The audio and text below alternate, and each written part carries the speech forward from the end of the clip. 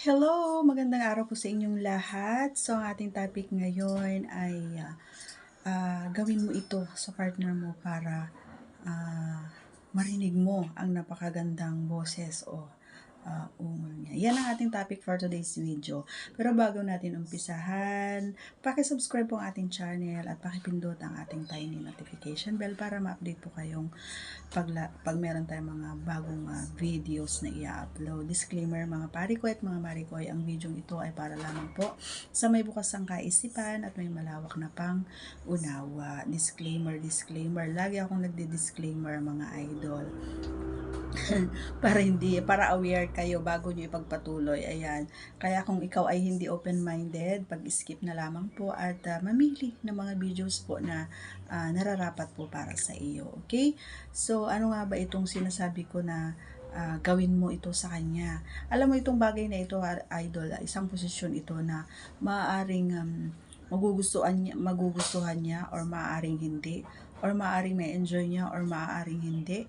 Pero sa akin, sa aking posisyon, sa aking experience is talaga naman na in-enjoy ko ito at talaga naman na halos na napasigaw na ako sa sobrang sarap. I mean, yung ungol talaga naman halos dinig na ng buong kapitbahay. Charot.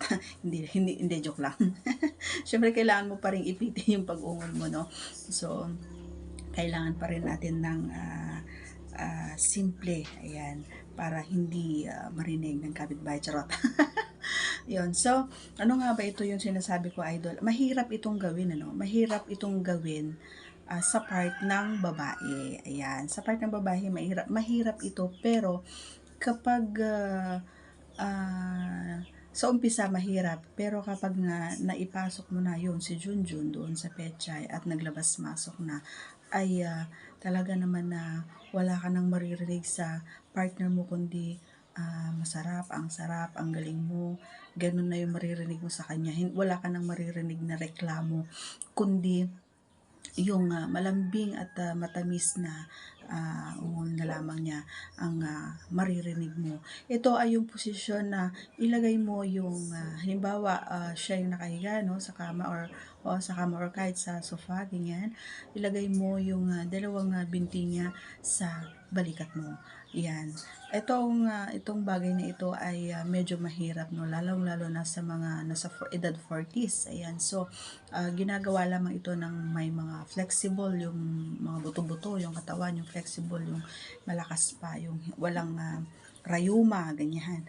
So, pag ginagawa ito ng partner ko sa akin, mga lods, no, talaga naman na sa umpisa talaga naman na masakit kasi nga hindi naman tayo sanay na mag-ano ng malalayo, maglakad ng malalayo, or hindi naman tayo nag-exercise palagi. So pag ginagawa ito sa akin, talaga naman na halos ayaw ko sana, pero pasalamat naman ako at magaling naman yung partner natin na bago niya ginagawa iyon ay dinadahan-dahan niya muna yung proseso, hindi niya basta binibiglang inaangat yung binte, bagkus medyo hinihilot-hilot niya muna yung mga binte para alam mo yon, yung mga ugat-ugat siguro is magising, at habang hinihilot niya yung binte, syempre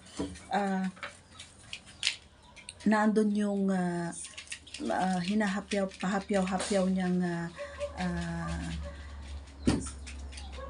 sinisibasib ayun si Pechay para alam mo yun, para pag ready na si Junjun na pumasok doon kay Pechay ay basa, hindi masakit. Kasi pag mga edad na mataas na sa 25 or 30 ganyan pababa, pag mataas na yung edad 40s, 50s ganyan, medyo sabi nila mahapdi na raw pag sa mga ganong edad. Yun ang naririnig ko. Kasi syempre pag mga girls talk, talagang hindi maiwasan na pinag-uusapan yan. So naririnig ko lang naman.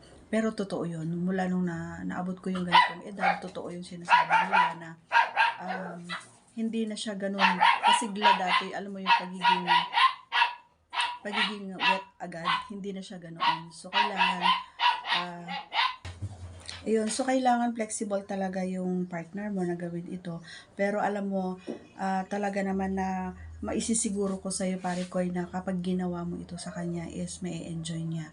at masasarapan talaga siya kapag ginawa mo ito sa partner mo. Walang halong duda yan, baka sa next is ganun ulit, siya na mismo yung kusang magtataas sa mga paa niya or sa mga binti niya para gawin mo iyon.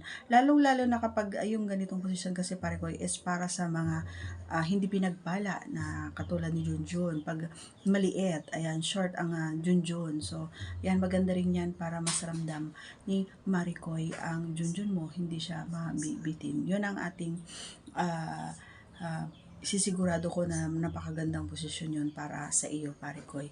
Ayan, so that's all for today's video mga idol. God bless everyone. See you on our next vlog. So once again, please do subscribe and click our tiny notification bell para ma-update po kayo pag meron po tayong mga new upload videos. Ingat, bye-bye!